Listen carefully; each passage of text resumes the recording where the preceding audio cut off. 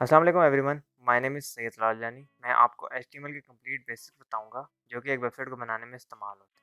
सबसे पहले हम अपने कोर्स की आउटलाइन को देखते हैं।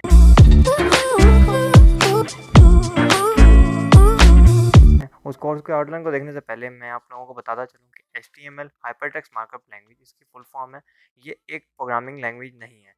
आप फर्स्ट स्लाइड से अंदाज़ा लगा सकते हैं कि मैंने प्रोग्रामिंग को कट किया हुआ है। उसके बाद यही है कि जब भी आप लोग ये स्लाइड देखेंगे इन फ्यूचर, तो आप लोगों को ये अंदाज़ा हो जाना चाहिए कि एचटीएमएल एक प्रोग्रामिंग लैंग्वेज नहीं है, ये एक मार्कअप लैंग्वेज है। मार्कअप लैंग्वेजेस वो लैंग्वेजेस होती हैं जो टैग्स या कोई एट्रीब्यूट्स या एलिमेंट्स को यूज़ करके अपनी आउटपुट डिस्प्ले करती हैं, ठीक है? कोई इनका स्पेशल सिंटैक्स नहीं होता या इनके अंदर कोई लॉजिक या एरर फ्री होती हैं, मतलब कि एरर आइडेंटिफाई नहीं करती। बाद लैंग जो प्रोग्रामिंग लैंग्वेज है वो अपने एरर बताती है, ठीक है? ये लैंग्वेज एचटीएमएल अपने एरर नहीं बताती, ये लैंग्वेज है ही नहीं, ये मार्कअप लैंग्वेज है। तो हम लोग अपने कोर्स की तरफ चलते हैं कि कोर्स की आउटलाइन क्या है। तो फर्स्ट ऑफ ऑल जो हमारे पास इसके सिलेबस है कोर्स का, उसके अंदर हम लोग एचटीएमएल इंट्रोडक्शन, उसके बाद हम लोग एचटीएमएल के बेसिक जो फॉर्मेटिंग टैग, फॉर्मेटिंग से मुराद के जो स्टाइलिंग टैग्स होते हैं वो देखेंगे। और उसके अलावा हम डिव और कंटेनर, ये 2 टाइप के कंटेनर्स होते हैं, इनको हम देखेंगे कि ये इनमें फ़र्क क्या है और कौन-सा कब यूज़ करना है। फिर हम एचटीएमएल लिस्ट को देखेंगे कि एचटीएमएल में लिस्ट कैसे बनाई जाती है। इमेज, वीडियो और ऑडियो को कैसे लगाना है, उसके टैग्स और वो तमाम रिक्वायरमेंट्स जो चीज़ें चाहिए होती हैं वीडियो और ऑडियो और इमेज को लगाने के लिए। इसके अलावा हम लोग हाइपरलिंक्स, जिन्हें एंकर टैग भी कहते हैं, और जो लिंक हमारी वेबसाइट के अंदर होते हैं, वो कैसे लगा सकते हैं थ्रू एचटीएमएल, और एचटीएमएल में टेबल कैसे बनता है। फिर आईफ्रेम देखेंगे, आईफ्रेम होता क्या है और वो हम कहाँ-कहाँ इस्तेमाल करते हैं और वो कैसे बनाया जाता है, और मतलब कि एचटीएमएल का कोड क्या है उसका। एंड देन हम देखेंगे कि एचटीएमएल फॉर्म, जो कि मोस्ट यूज़ एलिमेंट है हमारा, कि हम हर जगह पे फॉर्म इस्तेमाल करते हैं। कॉन्टैक्ट अस फॉर्म होता है, न्यूज़लेटर का फॉर्म होता है, और जब भी हमने यूज़र से कोई चीज़ गेट करनी होती है या डेटा की फॉर्म में, तो हम फॉर्म यूज़ करते हैं। तो बेसिकली एचटीएमएल में फॉर्म कैसे बनेगा, देन हम लोग एचटीएमएल का जो header tag, basically head tag है, उसके अंदर जो कुछ मेन एलिमेंट्स हैं उनको भी डिस्कस करेंगे, और कुछ ऐसे टैग्स को मैं आपको बताऊँगा कि जो मोस्टली आप लोगों को बहुत यूज़फुल टैग्स होते हैं। सबसे पहली चीज़ है कि अगर आपने एचटीएमएल को स्टार्ट करना है, तो आप लोगों को एक एडिटर चाहिए। एडिटर बेसिकली एक ऐसा सॉफ्टवेयर होगा कि जो आपके एचटीएमएल कोड को रन करेगा और आपको आउटपुट शो करेगा। तो मेरी रिकमेंडेशन है विजुअल स्टूडियो कोड, जिसे वीएस कोड भी कहते हैं, वो आप लोग सिंपली जाकर, इस स्लाइड में भी लिंक दिया हुआ है, इस लिंक से सिंपली जाकर डाउनलोड कर सकते हैं। Download for window stable build आप सिंपली डाउनलोड कर लेंगे। वरना अगर आपका कोई और ऑपरेटिंग सिस्टम है, तो आप यहाँ से उस ऑपरेटिंग सिस्टम के अकॉर्डिंगली भी डाउनलोड कर लेंगे इसको। अब जो हमारा एडिटर डाउनलोड हो गया, अब एडिटर डाउनलोड करने के बाद आपको कुछ चीज़ें आपको एडिटर के अंदर इंस्टॉल करनी है, जो आपका एडिटर सेटअप करेगा। फर्स्ट ऑफ ऑल आप लोगों को एक live preview bye Microsoft, live preview bye Microsoft एक एक्सटेंशन है, एंड देन एक प्रीटियर के नाम की एक एक्सटेंशन है जो आपको इंस्टॉल करनी है, जिससे कि आपका कोड फॉर्मेट बेहतर कर देता है। लाइव प्रीव्यू आपको डिस्प्ले करवाएगा डायरेक्ट आपके ही वीएस कोड के थ्रू ब्राउज़र का। तो मैं वीएस कोड की तरफ चलता हूँ, और हम लोग मैं आपको दिखाता हूँ कि एक्सटेंशंस क्या होती हैं। तो बेसिकली आप वीएस कोड पर आएँगे, ये बेसिकली मेरे राइट साइड पे है, बट जब आप वीएस कोड में इंस्टॉल करेंगे तो आपका लेफ्ट साइड के ऊपर आएगा। एक्सटेंशंस के ऊपर आप जाएँगे, मेरे पास प्री इंस्टॉल पड़ी हुई हैं, सर्च करना है आपने। पहला तो आप लोगों ने लाइव लिखेंगे यहाँ पर, तो लाइव प्रीव्यू के नाम से एक्सटेंशन आ जाएगी। लाइव प्रीव्यू, बेसिकली प्रीव्यू, और लाइव प्रीव्यू जो है वो बाय माइक्रोसॉफ्ट मेरी इंस्टॉल्ड है। आप लोग आएँगे, यहाँ पर इंस्टॉल का बटन होगा, आप उस इंस्टॉल पे क्लिक करके इस एक्सटेंशन को इंस्टॉल कर लेंगे, जो कि आपको ब्राउज़र का प्रीव्यू देगी, आपके वीएस कोड के अंदर। देन एक और आपको इंस्टॉल करनी पड़ेगी, दिस इज़ प्रीटियर। जो प्रीटियर है, वो बेसिकली क्या करती है, वो कोड फॉर्मेटर है, अकॉर्डिंगली आपके कोड को बड़ा स्टाइलिश बना देता है। ठीक है, ये एक्सटेंशन, 2 एक्सटेंशन आप जो है इंस्टॉल कर लेंगे। उसके बाद आप जब इस पे काम करेंगे, तो आपकी जो भी चीज़ें होंगी, जो भी फ़ाइल है, आप उसका प्रीव्यू देखना चाहते हैं, तो वो प्रीव्यू आपको लाइव प्रीव्यू दिखा देगा, और प्रीटियर आपके कोड को ज़रा ब्यूटीफुल कर देगा। ठीक है, नेक्स्ट हम लोग देखते हैं हमें और क्या-क्या चीज़ें रिक्वायर्ड होंगी। तो सबसे पहली चीज़, अब चलते हैं हम एचटीएमएल के इंट्रोडक्शन की तरफ। HTML stand for hypertext markup language. Markup languages वो लैंग्वेजेस होती हैं जो टैग्स को यूज़ करती हैं अपने आप को डिफाइन करने के लिए, अपनी आउटपुट शो करने के लिए। इस टाइम लेटेस्ट वर्जन एचटीएमएल 5 चल रहा है, ठीक है? और एचटीएमएल टैग होता कैसा है? सबसे पहले ये एक एग्जांपल दी हुई है मैंने शॉर्ट सी। इसमें आपको मैंने एक पैराग्राफ टैग बताया है एचटीएमएल का, कि पैराग्राफ कैसे यहाँ पर हम लोग डिस्प्ले करवाते हैं अपने ब्राउज़र के अंदर। तो उसमें एक पी टैग होता है, एरो ब्रैकेट के साथ पी, एंड देन आपका एरो ब्रैकेट होती है, और ये बीच में उसका एक एट्रीब्यूट है, अलाइन सेंटर। इसका मतलब क्या होगा कि ये पैराग्राफ आपकी ब्राउज़र के अंदर सेंटर में शो होगा, और इसका क्लोजिंग टैग भी होता है। कुछ टैग हैं जो क्लोज होते हैं और कुछ टैग क्लोज नहीं होते। हम इन फ्यूचर तमाम टैग्स को देख लेंगे कि कौन से क्लोज टैग हैं और कौन से क्लोज टैग नहीं है। बेसिक सिंटैक्स की तरफ चलते हैं एचटीएमएल के। बेसिक सिंटैक्स के अंदर जब भी हम लोग कोई भी एचटीएमएल की फाइल बनाएंगे तो हमारा सबसे पहले लिखा जाएगा document type. Document type browser को ये बताएगी कि ये फाइल या ये डॉक्यूमेंट किस टाइप का है। तो वो डॉक्यूमेंट टाइप एचटीएमएल ये डिफाइन कर रहा है कि ये एचटीएमएल का डॉक्यूमेंट है। अब यहाँ से हमारा असल कोड स्टार्ट हुआ है। एचटीएमएल के जो ओपनिंग एंड क्लोजिंग टैग हैं ये दोनों ये डिफाइन कर रहे हैं कि ये एचटीएमएल का पेज है। अब उस पेज के अंदर दो हिस्से हैं।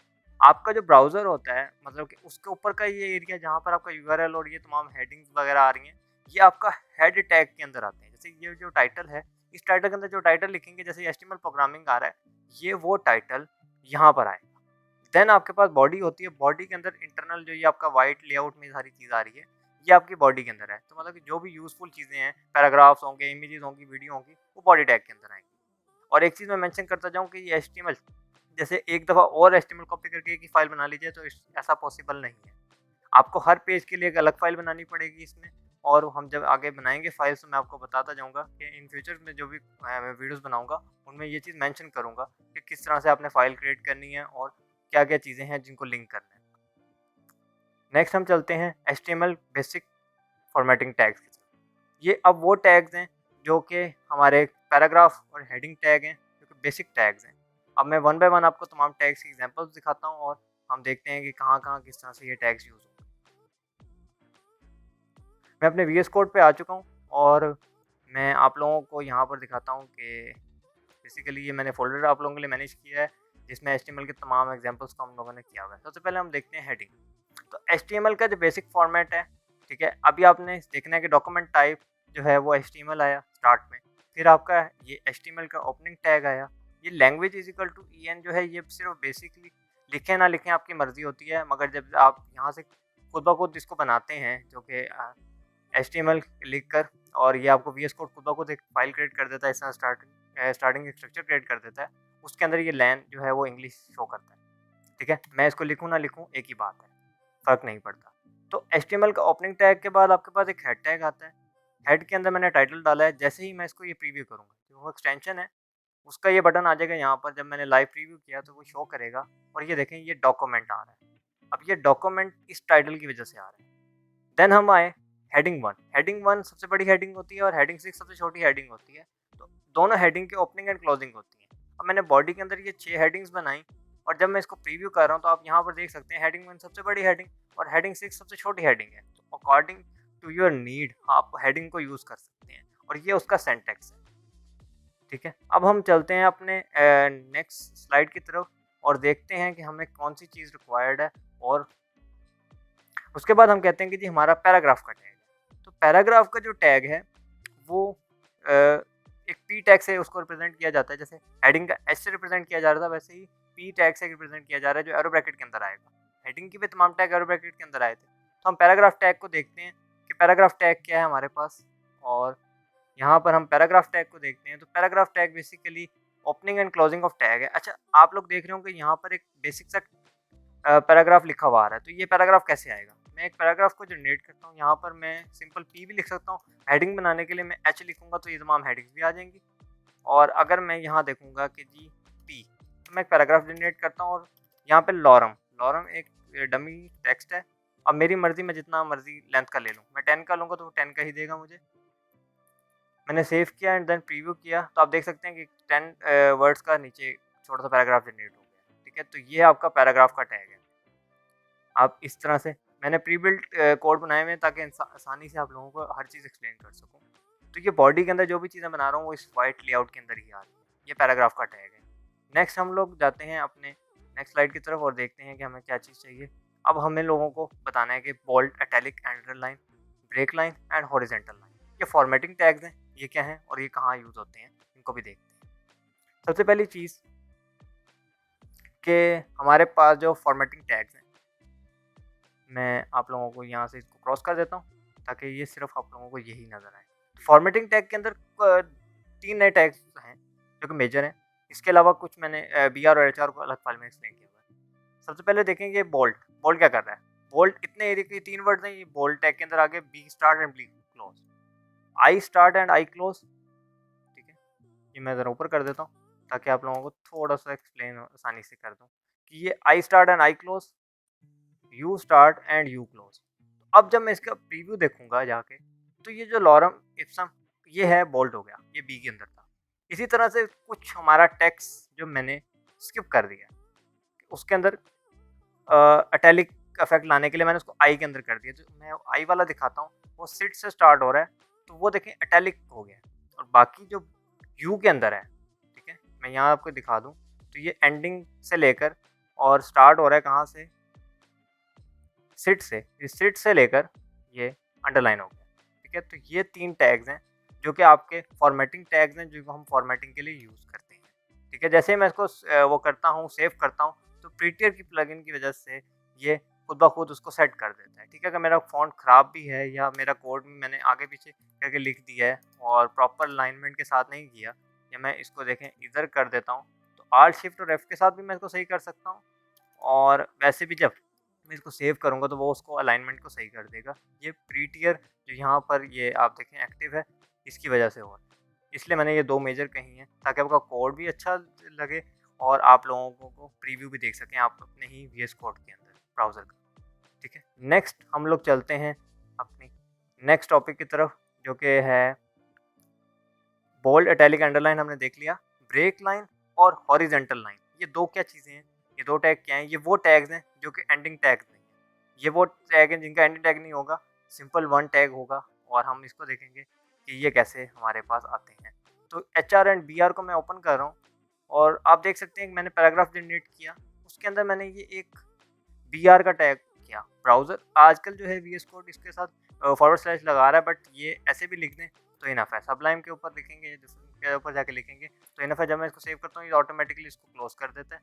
ये सिंगल टैग होता है, ठीक है। इसकी रेंज बताई हुई है कि यहीं तक ही रहेगा। और एचआर क्या है, हम बीआर का पहले प्रीव्यू देखते हैं। बीआर क्या कर रहा है, जब इतने पैराग्राफ के बाद नीचे लाइन पे आ रहा है, ये ब्रेक लाइन को रिप्रेजेंट कर रहा है कि अगर हमने गैप देना है या ब्रेक लाना है कि इतना पैराग्राफ लिखें उसके बाद नीचे आ जाए, तो हम बीआर के टैग को यूज़ करेंगे। अब जो ये बीआर टैग है, ये यहाँ पर लगा हुआ है नोस्ट्रम के बाद, तो नोस्ट्रम एंड कॉमा, उसके बाद देखें स्पेस आ रही है और ये नीचे चला गया। तो ये बीआर टैग का इफेक्ट था, ये बीआर टैग की वजह से नीचे चला गया। ये सिंगल एक टैग होता है बीआर का। उसके बाद हमारे पास नेक्स्ट टैग है एचआर। एचआर बेसिकली क्या कर रहा है, जो जो आपको पैराग्राफ के नीचे लाइन नज़र आ रही है, हॉरिजॉन्टल लाइन, ये एचआर की मदद से आ रही है। ये भी हम लोग अपने पैराग्राफ के अंदर ऊपर या नीचे कहीं भी डाल सकते हैं। जैसे कि मैं चाहूँ तो इस पैराग्राफ के ऊपर यहाँ पर करके एचआर डाल दूँ, उससे भी काफ़ी अच्छा रिव्यू आने लग जाएगा। तो देखें ये एचआर इधर भी आ गई है, तो एचआर मैंने ऐसे लिखा है तब भी उसने डिस्प्ले कर दिया। अगर मैंने बीआर लेके आना है इधर, मैं इधर भी एक बीआर ऐड करता हूँ और ये देखें जी, इस तरह से एक लाइन ब्रेक हो गई है सिट के बाद। सिट के बाद बाकी सारा सेंटेंस नीचे आ गया। एक बीआर और डालूंगा तो वो और नीचे चला जाएगा, इसमें गैप बढ़ता जाएगा। तो ये तमाम चीज़ें इसके अंदर ऐड होती जाती हैं, ठीक है। अब मैंने सेव किया तो उसने उसको इस तरह से नहीं किया, मैंने 2 बीआर यूज़ किए हैं और उसने लाइन फॉरवर्ड स्लैश नहीं डाली, ठीक है। अब हम देखते हैं अपना नेक्स्ट टॉपिक। नेक्स्ट टॉपिक हमारा क्या है, तो next topic is comment. Comment mostly use कम ही होता है, मगर अगर आपने अपने कोड को याद रखना है और आपने देखना है कि ये कोड मैंने किस बारे में लिखा था और इसमें क्या-क्या चीज़ें थी, तो आप कमेंट ज़रूर किया करें। अच्छा, अब कमेंट की जो मैंने एग्जांपल आप लोगों को यहाँ पर समझाई है, वो थोड़ा-सा मैंने ये बताने की कोशिश की है कि कमेंट कहाँ यूज़ होते हैं और उससे क्या पता लगता है हम लोगों को।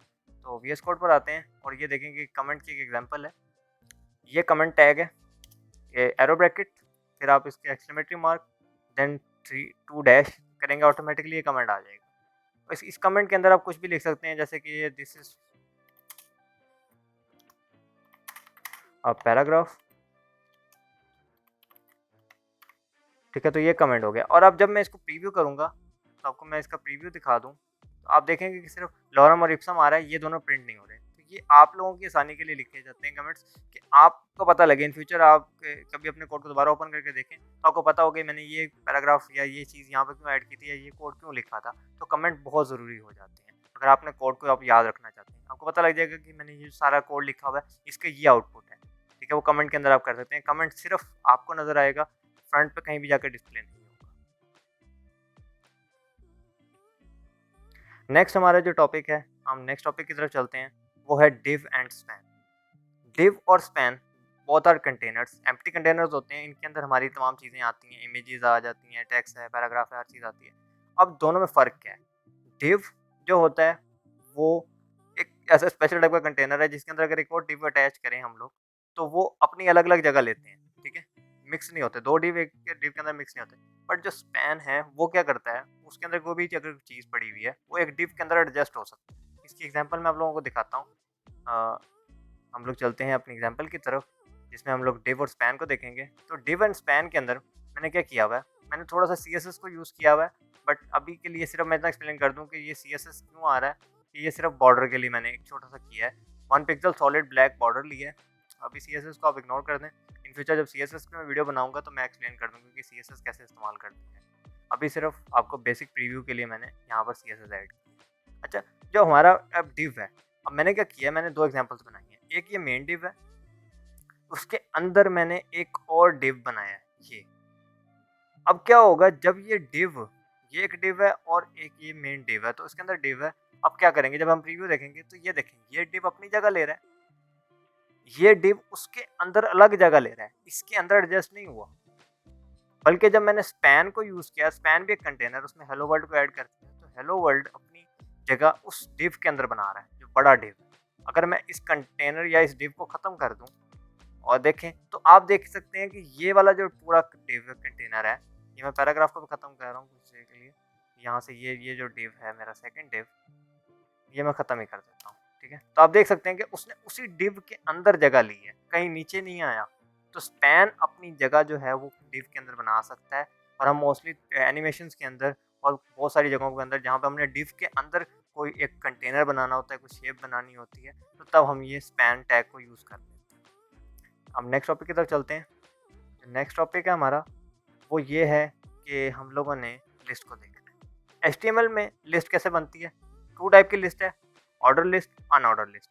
ऑर्डर लिस्ट वो होगी जिसकी नंबरिंग होगी, और अनऑर्डर लिस्ट जिसका ऑर्डर का नहीं पता होगा कि कौन सा फर्स्ट है, कौन सा सेकंड है। बस ये 2 फ़र्क हैं उसके अंदर। हम चलते हैं अपने कोड की तरफ और हम एग्जांपल्स को देखते हैं कि उस एग्जांपल में हमें क्या चीज़ रिक्वायर्ड है। तो लिस्ट डॉट HTML पे आ जाते हैं। ये भी मैंने एक अलग से फाइल जनरेट की हुई है।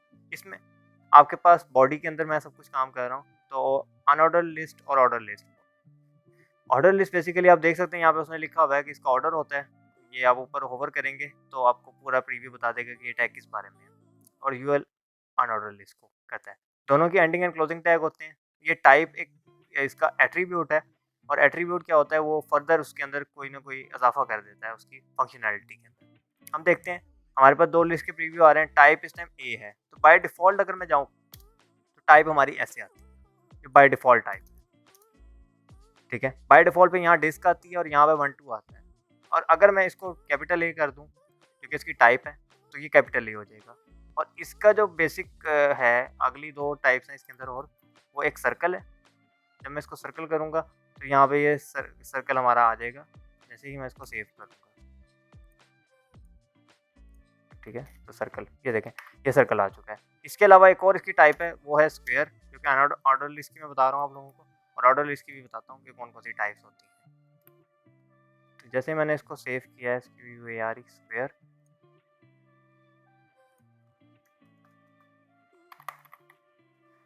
स्क्वायर, तो स्क्वायर जैसे भी सेव हुआ तो देखें यहाँ स्क्वायर आ गया। इसकी जो 4 टाइप्स हैं उसमें ए है, स्मॉल ए है, ठीक है। स्मॉल ए को करते हैं, देन स्मॉल ए को देख सकते हैं। उसके अलावा आपके पास स्मॉल आई है और कैपिटल आई है, ठीक है। और बाय डिफ़ॉल्ट 1 2 3 ये इनकी टाइप्स हैं, और इस तरह से आपकी लिस्ट बनती है। UL stand for order list और UL stand for unorder list. LI stand for आपका लिस्ट एलिमेंट, जितनी लिस्ट के एलिमेंट है, जैसे 1 2 3, अगर मैं एक और एलिमेंट का इजाफा कर दूं तो मैं एक एलआई और क्रिएट करूंगा, और इसके अंदर कह दूंगा जी लिस्ट 04। तो आप देख सकते हैं एक और लिस्ट बन गई है। इसी तरह से अगर यहाँ मैं डालना चाहूँ तो मैं एलआई करके एक और लिस्ट ऐड कर सकता हूँ, लिस्ट 04। ये लिस्ट इतना इजाफा हो गया, और टाइप बता रही है कि किस टाइप का इसका लिस्ट का वो जो लास्ट में पॉइंट होते हैं या फिर नंबरिंग कह सकते हैं, वो किस में आएगी। नेक्स्ट टॉपिक की तरफ चलते हैं। हमारा जो नेक्स्ट टॉपिक है वो है HTML image, audio and video. ये बेसिकली सबसे मेजर टॉपिक है, क्योंकि इमेजेस बहुत यूज़ होती हैं वेब पेज को बनाने में या वेबसाइट को बनाने में, और ऑडियो भी मोस्टली यूज़ होता है बट बहुत कम यूज़ होती है। मगर वीडियोस बैकग्राउंड में और वैसे भी ऐड करनी पड़ती हैं साइट के ऊपर, और आजकल जितनी मॉडर्न साइट्स आ रही हैं उनमें बैकग्राउंड वीडियोस लाजमी आती हैं, तो वो भी आप लोग इसके थ्रू डाल सकते हैं टैग्स के थ्रू। सबसे पहले हम देखते हैं इमेज टैग। इमेज के अंदर मैंने यहाँ पर कुछ चीज़ें मेंशन की हैं। एसआरसी बेसिकली आपका जो भी फाइल होगी उसका सोर्स होगा, उसकी टाइप और उसका नाम हम लिखते होते हैं यहाँ पे। अल्टरनेट बताता है कि अगर ये इमेज ना मिले तो फिर क्या शो करना है, तब आपने यहाँ पे शो कर दिया दिस इज इमेज, या फिर कोई भी टेक्स्ट हम शो करते हैं, और ये एसईओ के तौर पे भी इस्तेमाल होता है। इसके अलावा हमारे पास यहाँ पे विड्थ होता है, इसमें एक एट्रीब्यूट, एक हाइट का एट्रीब्यूट होता है जो कि बताता है कि इमेज की हाइट एंड विड्थ कितनी होनी चाहिए। अब हम इमेज के टैग को देखते हैं कि इमेज हमारे पास किस तरह से होती है और किस तरह से हम अपनी इमेज को बना सकते हैं, इसमें यहाँ लगा सकते हैं HTML के अंदर। तो स्टार्ट में आते हैं। हमारे पास मैंने लिया हुआ है एक इमेज, सोर्स दिया हुआ है a.jpg, जो कि ये मेरी इमेज पड़ी हुई है। एक चीज़ माइंड में रखिएगा, जहाँ पर आपकी फाइल पड़ी हुई है HTML की, वहीं पर आपकी इमेज होनी चाहिए, वरना आपको प्रॉपर सोर्स देना पड़ेगा यहाँ पे कि किस फोल्डर के अंदर है, और अगर आप प्रॉपर सोर्स नहीं देंगे तो इमेज शो नहीं होगी। तो साथ रखें पहले स्टार्टिंग में, तो ज़्यादा बेहतर है, मैं आपको रिकमेंड ये करूँगा। उसके अलावा आप SRC जो सोर्स है आपका a.jpg, ये सोर्स है इमेज का, ठीक है। ये इमेज है जो मैं यहाँ लोड कर रहा हूँ। ये इमेज हमारी HTML की इमेज फाइल के अंदर आ चुकी है यहाँ पे, और ये देखें यहाँ पे मैंने लिंक दे दिया। फॉलो लिंक करेंगे तो वो भी हमें वहीं पे ले जाएगा। अल्टरनेट टेक्स्ट है this is my image, width मैंने 200 और हाइट मैंने 150 ली है।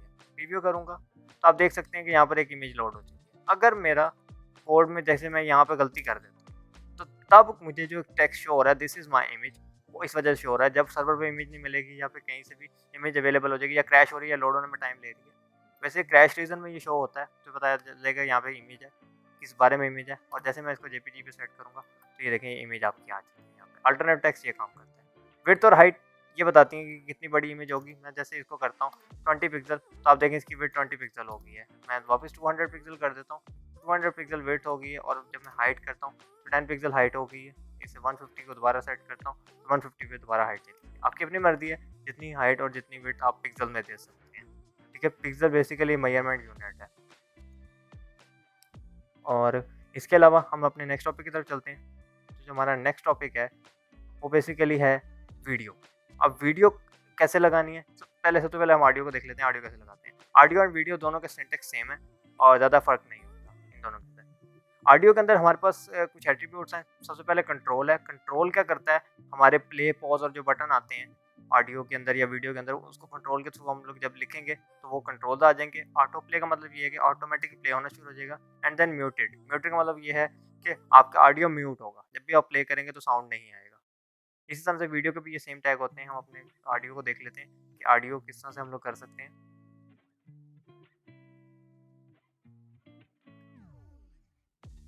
ठीक है, audio.html यहाँ पे आ चुके हैं, और मैं इसका जो बेसिक सिंटेक्स है वो देख रहा हूँ। ऑडियो में मैंने जो एट्रीब्यूट यूज़ किए हैं auto play and control use किया है, और इसके अलावा एक और भी होता है जिसे हम म्यूटेड कहते हैं। तो बेसिकली हम क्या करेंगे, जब मैं इसका प्रीव्यू करूँगा तो कुछ ब्राउज़र के अंदर ऑडियो शो नहीं होता, ठीक है। एनी रीजंस, कुछ वजह होती हैं जिनकी वजह से शो नहीं होता। तो हम क्या करेंगे कि हम लोग इसको ओपन इन ब्राउज़र करेंगे। ब्राउज़र में करने के बाद मैं आप लोगों को दिखाऊंगा कि यहाँ पर आप आ रहे हैं तो आप देखेंगे कि ये ऑडियो पड़ी हुई है, और जैसे प्ले करेंगे प्ले होगी, ये ऑडियो प्ले होनी शुरू हो गई थी, और ये आप इस तरह से अपनी ऑडियो ऐड कर सकते हैं। अच्छा, अब मैं काम करता हूँ कि कुछ चीज़ें आप लोगों को बताता चलूँ यहाँ पर, कि अगर मैं क्या करूँ, बेसिकली ऑटो प्ले नहीं हुई, तो मैं ऑटो प्ले भी आपको दिखाता हूँ ऑटो प्ले कैसे होगा। सबसे पहली चीज़ है कंट्रोल। अगर मैं कंट्रोल हटा देता हूँ आपको कुछ भी डिस्प्ले नहीं होगा। सोर्स है बिल्कुल, मगर डिस्प्ले नहीं होगा। मैं यहाँ पे एक चीज़ ऐड करता हूँ ऑटो प्ले। ऑटो प्ले किया, आप साउंड सुन सकते हैं कि साउंड प्ले होना शुरू हो गया।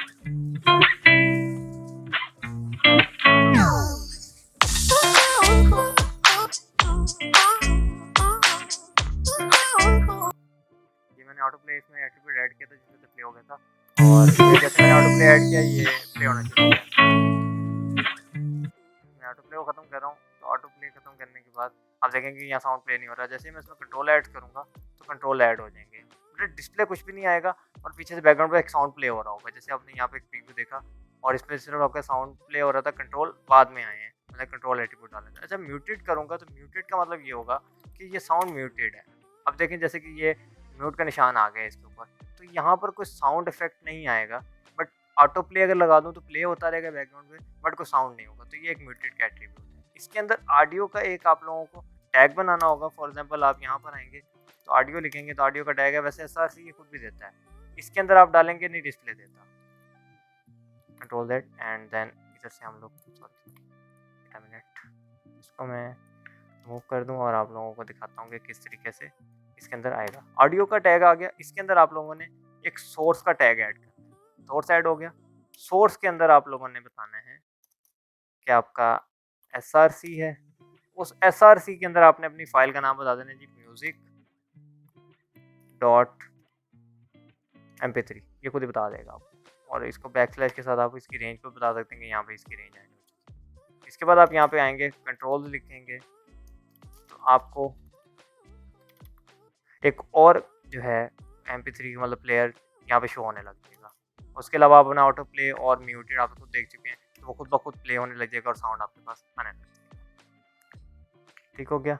यहाँ तक हम लोगों ने अपना ऑडियो को देख लिया है। नेक्स्ट हम लोग ये देखते हैं कि वीडियो क्या होता है। तो वीडियो भी ऑडियो की तरह सेम ही है, ज़्यादा फ़र्क नहीं है उसके अंदर।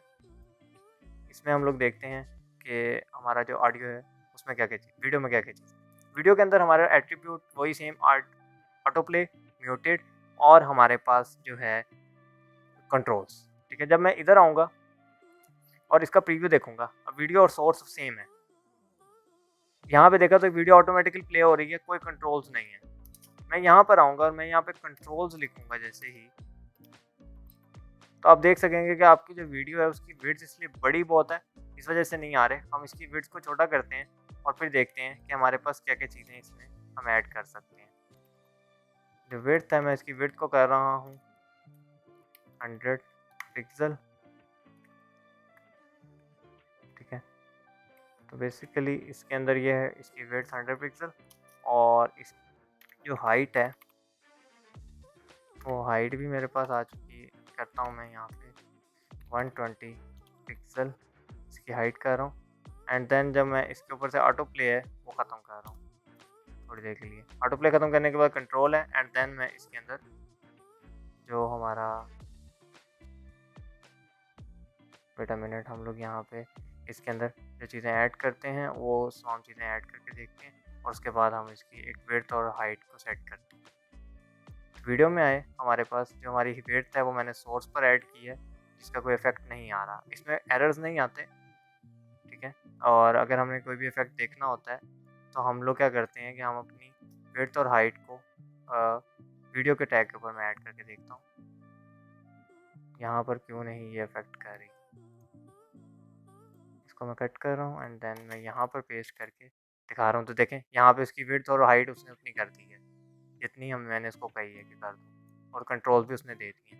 अगर मैं इसकी जो हाइट है वो ख़त्म कर रहा हूँ, यहाँ पे मुझे हाइट का ना इतना शो करो, इसकी विड्थ 100 की बजाय आप 300 पिक्सल कर दो।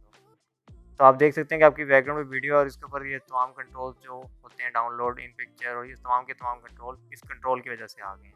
जैसे ही मैं कंट्रोल का टैग को ख़त्म करता हूँ, कंट्रोल सिंबल कर देता हूँ, तो ये खाली सिर्फ वीडियो शो होगी। और जैसे कंट्रोल्स करूँगा तो उसके एट्रीब्यूट्स और तमाम चीज़ें आ जाएंगी जिनसे आप प्ले भी कर सकते हैं इस वीडियो को और पॉज भी कर सकते हैं, म्यूट भी कर सकते हैं, और ये तमाम के तमाम जो फीचर्स हैं इसके अंदर एडिट हैं। ठीक है, अब चलते हैं अपने नेक्स्ट टॉपिक की तरफ। और जो हमारा नेक्स्ट टॉपिक है वो ये है कि हाइपरलिंक। हाइपरलिंक बेसिकली ए टैग है सिंपल सा, इसकी ओपनिंग होती है और क्लोजिंग से एक टैग होता है, एक ओपनिंग टैग होता है। ठीक है, ओपनिंग टैग के अंदर हम लोग जो हैं वो अपना एक रेफरेंस देते हैं जिसे एचआरएफ भी कहते हैं, और रेफरेंस के मुताबिक जो भी लिंक दिया हुआ होगा उस लिंक के ऊपर ये टेक्स्ट जो यहाँ पे होगा उसके पीछे एक लिंक होगा और वो हमें ऑटोमेटिकली उस लिंक पर ले जाएगा। तो हम लोग जाके चेक करते हैं कि हमारा जो हाइपर लिंक है या हम लोग हाइपर टैग्स जो कहते हैं, एंकर टैग, मैंने एंकर टैग के ऊपर एक फ़ाइल बनाई हुई है, अलग से मैनेज की हैं तमाम फाइल्स। ठीक है, और तमाम की तमाम फाइल्स मैं आप लोगों को दिखाता हूँ। ठीक है, अभी एंकर टैग्स में मैंने क्या किया है, मैंने लिंक दिए हुए हैं बेसिकली अपने पेजेस के। तो ये भी वेब पेजेस हैं, एक फाइल्स हैं, इनके लिंक्स मैंने दिए हुए हैं। आप यहाँ पर अपने जो है वो किसी भी साइट का भी लिंक दे सकते हैं। तो जब मैं इसका प्रीव्यू देखूंगा, एचआरएफ में है audio.html, जैसे ही मैं इस पर क्लिक करूंगा तो ये मुझे ऑडियो वाली फाइल पे ले जाएगा लिंक करके, और जैसे ही मैं दोबारा इसको प्रीव्यू करता हूँ और लॉरम इप्सम के ऊपर क्लिक करूँगा तो ये मुझे वीडियो वाली फाइल पे ले जाएगा। तो ये एंकर टैग से आपको अंदाज़ा हो गया होगा कि हम मेन्यू के अंदर बहुत ज़्यादा यूज़ करते हैं, एक पेज से दूसरे पेज की तरफ मूव करने के लिए एंकर टैग हमारा यूज़ होता है। नेक्स्ट टॉपिक की तरफ चलते हैं। नेक्स्ट टॉपिक हमारा ये है कि हम लोगों का टेबल, जो HTML टेबल है उसका ज़रा सा एक बेसिक सा सिंटेक्स है कि एक मेन टैग होगा टेबल का, उसके अंदर एक टेबल रो होगी, TR stand for table row, TH stand for table cell head. मतलब कि जो हमारा कोई भी फॉर्म टेबल बनाते हैं तो उसके अंदर पहले हमारी हेडिंग्स होती हैं जैसे नेम, क्लास और सेक्शन, उसके नीचे फिर हम अपना डेटा ऐड कर रहे होते हैं। तो TH हमारा टेबल की जो कॉलम है उसका हेड हो जाएगा, उसका भी ओपनिंग एंड क्लोजिंग होती है। उसी तरह से भी एक और रो बनाई मैंने, उसके अंदर मैंने TD और उसके अंदर मैंने ईमेल और ये सारा बताया कि जो डिवाइस और लिनक्स है इनके बारे में कि ये मेंबर्स हैं, ठीक है, पर्सन 1 पर्सन 2 एंड पर्सन 3। ये इसकी एक एग्जांपल, बेसिक एग्जांपल है। इसके बाद टेबल की एंडिंग होती है, रो की भी एंडिंग होती है। तो ये तमाम एलिमेंट्स को मैंने स्लाइड के ऊपर आइडेंटिफाई कर दिया कि कौन सा एलिमेंट क्या होता है। VS कोड के ऊपर चलते हैं और हम अपने टेबल को देखते हैं कि जी हमारा जो टेबल है वो टेबल कैसे बनाते हैं और टेबल के कौन कौन से एट्रीब्यूट्स हैं। तो टेबल में सबसे पहली चीज़ है कि एक सबसे मेन एट्रीब्यूट है टेबल का, उसे टेबल बॉर्डर कहते हैं और बैकग्राउंड कलर भी होता है टेबल के ऊपर और रो के ऊपर भी दिया हुआ है। मैं इसको प्रीव्यू देता हूँ आपको, उसके बाद बताता हूँ मैंने क्या बनाया। अब प्रीव्यू से आप लोगों को अंदाज़ा हो गया होगा कि ये कुछ काफ़ी सारे इस पर एट्रीब्यूट्स अप्लाई हुए हैं जिसकी वजह से रिजल्ट ऐसा आ रहा है। तो मैं कुछ एट्रीब्यूट्स ख़त्म कर देता हूँ यहाँ से। तो बेसिकली जब टेबल होता है हमारा, बेसिक टेबल आप बनाएंगे विदाउट बॉर्डर होता है और बैकग्राउंड कलर भी मैं ख़त्म कर रहा हूँ, तो कुछ यूँ बनेगा। इसमें टेबल की एक रो बनाई है, उसमें TH दिया मैंने, नेम, क्लास, सेक्शन, और दूसरा मैंने एक और रो बनाई जिसके अंदर मैंने तलाल, 10th और G, और एक और रो बनाई जिसमें तलाल, 10th और G दिया। तो ये TR is table row and TD is table element. और उसके बाद अब मैं इस पर एक एट्रीब्यूट अप्लाई करता हूँ कि मैंने टेबल के पास ना बॉर्डर देख लिया, तो मैं एक बॉर्डर क्रिएट करूँगा और उसकी वेट बता दूंगा पिक्सल में कि ये 1% हो, 2 हो, 12 हो, 120 हो। तो वो खुद ब खुद टेबल जो है रो को भी दे देगा बॉर्डर और अपने इर्द गिर्द भी बॉर्डर ले लेगा, ठीक है। इसके बाद हमारे पास टेबल का होता है बैकग्राउंड कलर। BG कलर के साथ हम लोग उसमें पिंक दे सकते हैं। इसके अंदर आपका जो भी कलर है, जैसे कि गोल्ड होता है, ठीक है, तो ये गोल्ड हो गया। इस तरह से कोई और भी कलर है जो भी माइंड में आपके हो, जिस तरह से पर्पल होता है, पर्पल दे दिया, पर्पल हो गया।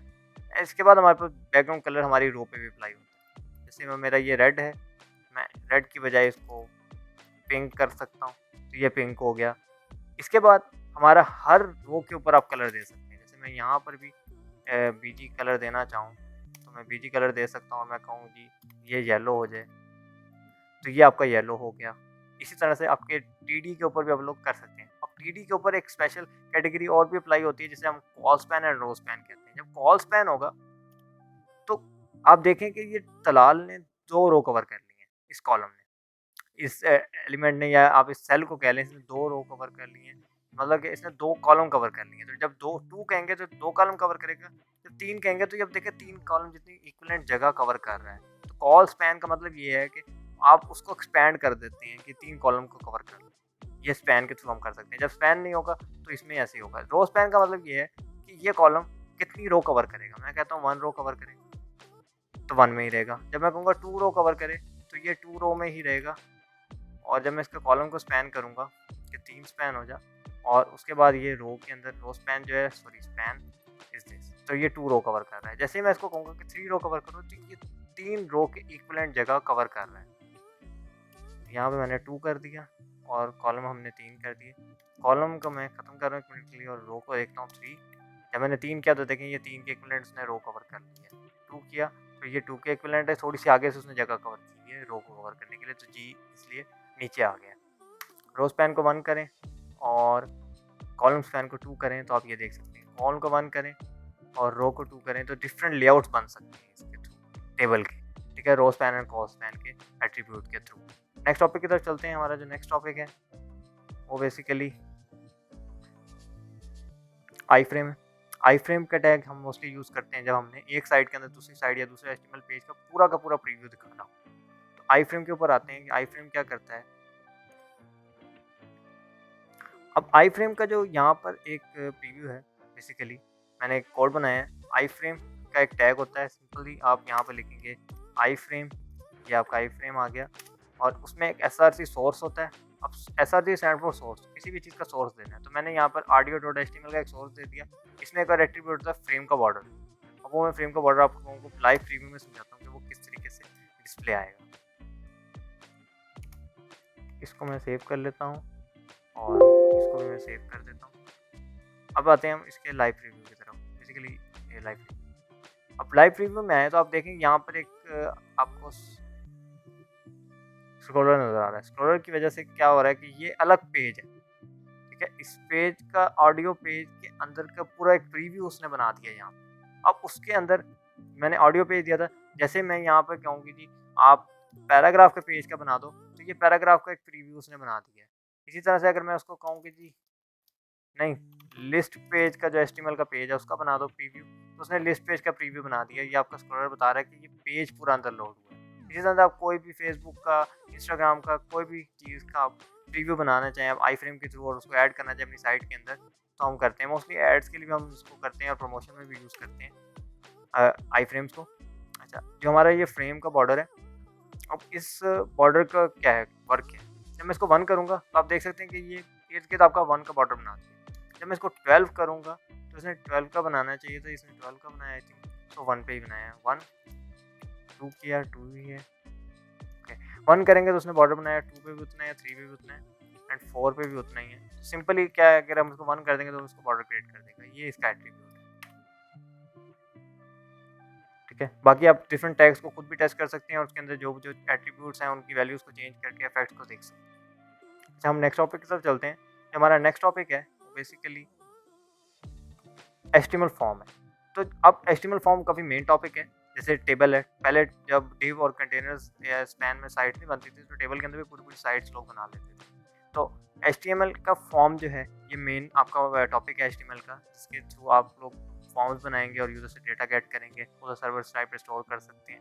तो मेन जो फॉर्म है वो कैसे बनता है हम देखते हैं। फॉर्म के अंदर स्टार्टिंग फॉर्म का टैग होता है, उसके बाद एक हमारा लेबल टैग होता है। लेबल बेसिकली हमारा, जैसे कोई भी हम फॉर्म देखते हैं, फेसबुक का फॉर्म है तो उसके ऊपर एक ऊपर टेक्स्ट नज़र आता है, नीचे एक इनपुट होती है। वो जो टेक्स्ट बनता है वो लेबल की मदद से बनता है। फिर हमारे पास एक इनपुट आ जाती है, ठीक है। तो हमारे पास जो भी फॉर्म है एचटीएमएल के अंदर हम बना सकते हैं। तो एचटीएमएल फॉर्म का जो प्रीव्यू है वो आप देख सकते हैं कि एचटीएमएल फॉर्म कैसे बनेगा, लेबल उसमें क्या होती है, इनपुट क्या होती है दोनों, और हमारा टेक्स्ट एरिया एंड बटन्स और ये तमाम होती हैं। तो आप फॉर्म की इनपुट कोई भी देख सकते हैं। गूगल फॉर्म होता है, इस तरह से हम डिफरेंट फॉर्म को फिलअप करते हैं। तो वो तमाम हमारे फॉर्म हैं वो हम एचटीएमएल के फॉर्म की मदद से भी बना सकते हैं, ठीक है। अब हम चलते हैं अपने टॉपिक की तरफ और देखते हैं कि फॉर्म कैसे बनता है। तो जो हमारा फॉर्म है बेसिकली, ये फॉर्म का मैंने कोड बनाया हुआ है।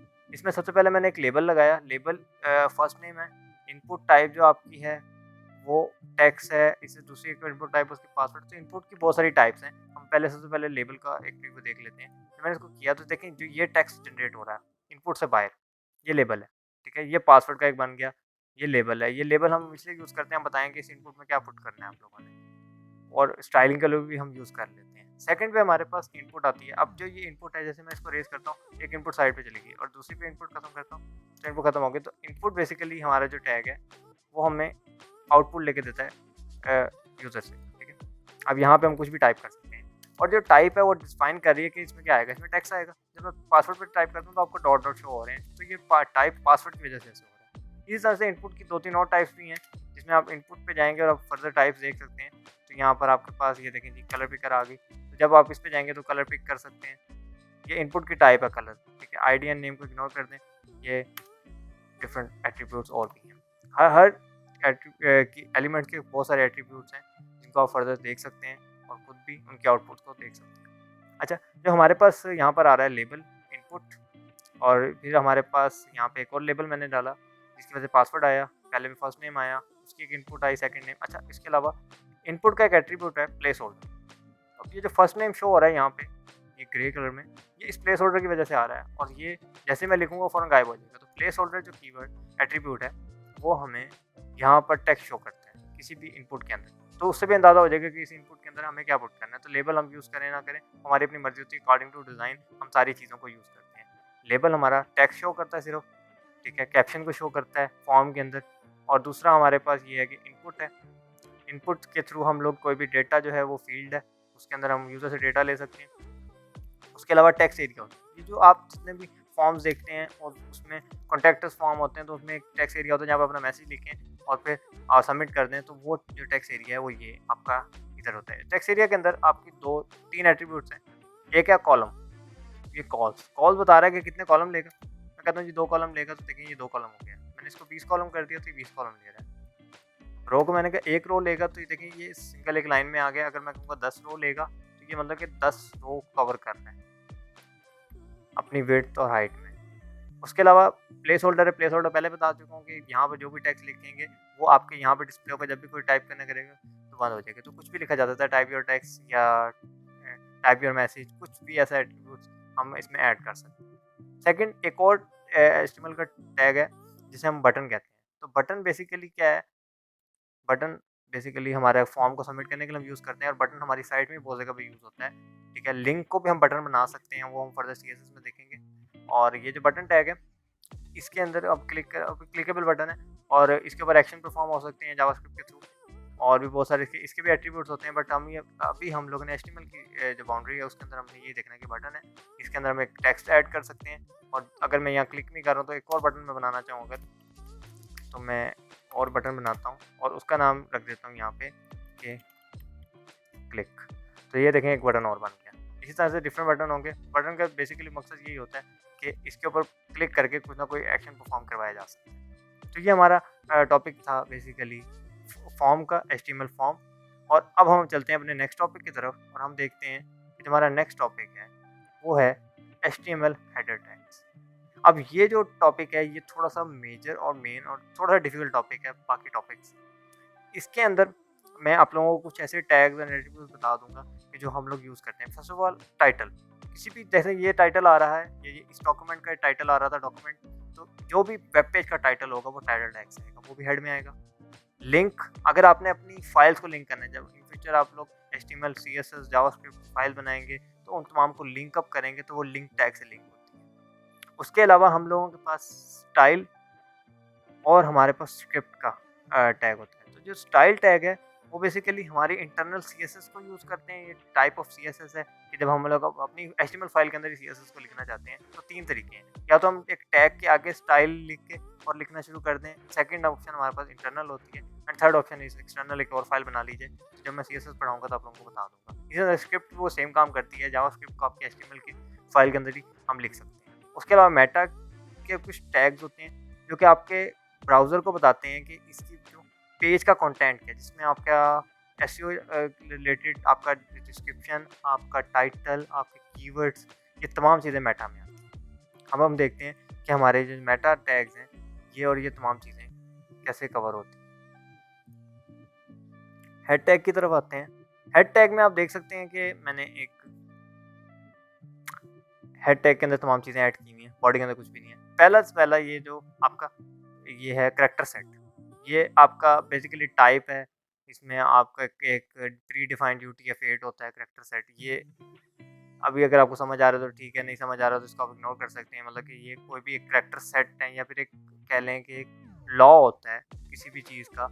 उसी तरह से हमारे पास कुछ कोड होते हैं, यूनिकोड होता है, ठीक है, आस्की होते हैं, और वो उन तमाम का अब ये यूटीएफ जो है 8, ये बेसिकली करैक्टर सेट है। इसके बारे में फर्दर स्टडी भी कर सकते हैं कि आस्की कोड और करैक्टर होते हैं। जैसे हमारे कुछ नंबर होते हैं जो कि दिए जाते हैं, तो ए का भी एक आस्की कोड होता है, बी का होता है। तो वो बैकएंड पे जो बाइनरी लैंग्वेज हम जब स्टडी करते हैं कंप्यूटर में और उसको यूज़ करते हैं, तो तब हमारे पास ये तमाम करैक्टर उस लैंग्वेज के अंदर स्टोर हो जाते हैं। ठीक है, तो ये करैक्टर सेट है। उसके अलावा एचटीटीपीएस ये इक्विवेलेंट है, ये आपका बता रहा होता है कि ब्राउज़र कंपैटिबिलिटी है, ठीक है, एजेंट उसमें कंटेंट के लिए। व्यू पॉइंट वाला बता रहा होता है कि आपकी जो डिवाइस की विड्थ के मुताबिक इनिशियल स्टेज पे आपका क्या होगा व्यू पॉइंट, तो वो 0.1 होता है।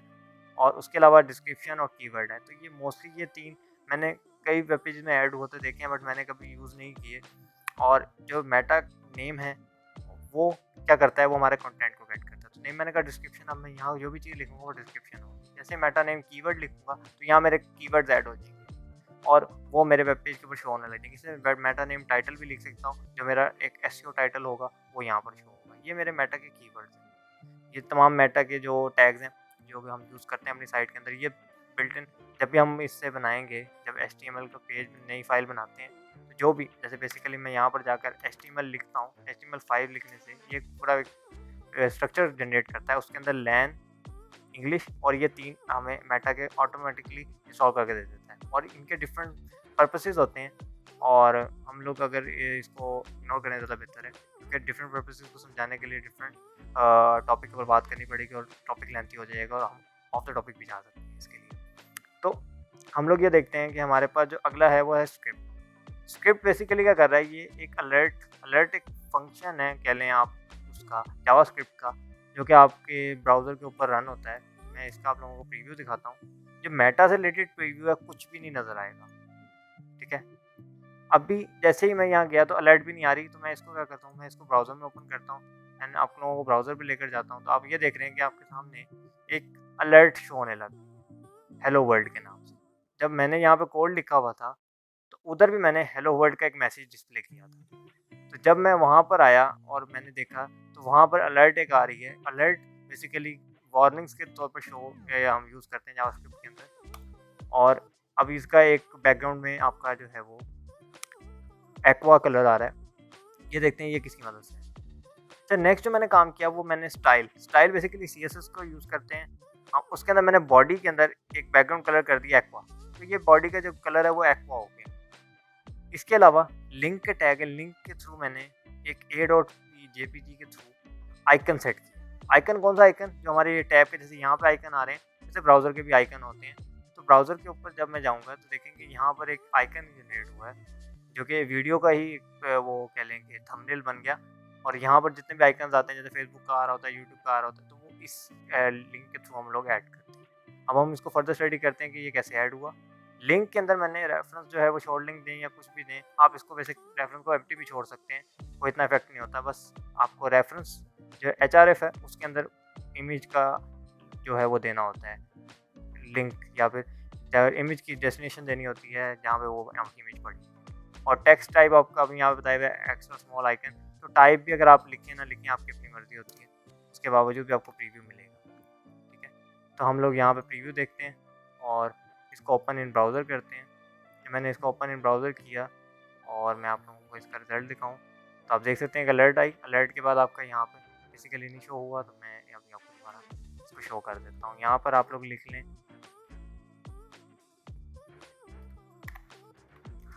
आइकन, ठीक है? और यहाँ पर आप लोगों की जो टाइप है वो भी आइकन आ जानी चाहिए और मैंने इसको सेव किया। सेव करने के बाद मैं दोबारा इसके प्रीव्यू पे आया, तो आइकन और आइकन से ये प्रीव्यू हो चुका है, आप तो ये देख सकते हैं। तो जो हमारे पास लिंक है उसमें हमारे पास दो एट्रीब्यूट है, एक आरईएल है और एक हमारे पास एचआरएफ है। एचआरएफ हमारा रेफरेंस देगा कि हमारी जो फाइल है वो कहाँ पर पड़ी हुई है, जो डेस्टिनेशन ऑफ फाइल है, और दूसरा आरईएल जो हमारी टाइप बताएगा कि हमारा लिंक किस टाइप का है, ठीक है? जो एचआरएफ है उसमें style.css अभी मैंने एक फाइल जनरेट की, इन फ्यूचर जब भी हम सीएसएस पे एक्सटर्नल फाइल्स बनाएंगे, जावास्क्रिप्ट पे बनाएंगे, तो हम लोग आरईएल की जगह वहाँ पे स्क्रिप्ट आता है और हमारे रेफरेंस में जो है वो जैसे style.css है, उसी तरह से वहाँ पर हमारा main.js आ जाएगा और जैसे जो भी फाइल हम लिंक करना चाहेंगे जावास्क्रिप्ट की, इसी तरह से हमारी सीएसएस की, तो हम लिंक के टैग के थ्रू करेंगे। ये लिंक का टैग है, इसका भी जो है वो क्लोजिंग नहीं होती, मगर इसकी रेंज को क्लोज करने के लिए हम फॉरवर्ड स्लैश इसको बंद कर देते हैं, इसका कोई क्लोजिंग टैग नहीं होता। और सबसे पहली बात मैं आप लोगों को ये बताता चलूँ कि आप लोगों को कोई भी क्वेरीज होंगी, वो आप लोग मुझसे फेसबुक पे, इंस्टाग्राम पे और ट्विटर पे कहीं भी पूछ सकते हैं। डिस्कॉर्ड के ऊपर मैंने एक जो है वो सर्वर मैनेज किया हुआ है, वहाँ पर भी आप लोगों के लिए क्वेरीज आप मुझसे पूछ सकते हैं। प्रॉपर मैंने चैनल्स मैनेज किए हुए हैं, इसके अंदर आपका वेब डिज़ाइनिंग का एक चैनल है जिसके ऊपर आप वेब डिज़ाइनिंग से रिलेटेड क्वेश्चन कर सकते हैं और इन जनरल टॉक करनी है, ऑफ टॉपिक टॉक करनी है, कुछ भी, और मुझसे कॉन्टैक्ट भी कर सकते हैं एनी टाइम जब भी आपकी कोई क्वेरीज होंगी। तो आप मेरी वीडियो को लाइक करें, शेयर करें और चैनल को सब्सक्राइब करें। सी यू इन नेक्स्ट वीडियो। तब तक के लिए मुझे दें इजाज़त। ओके, अल्लाह हाफिज़।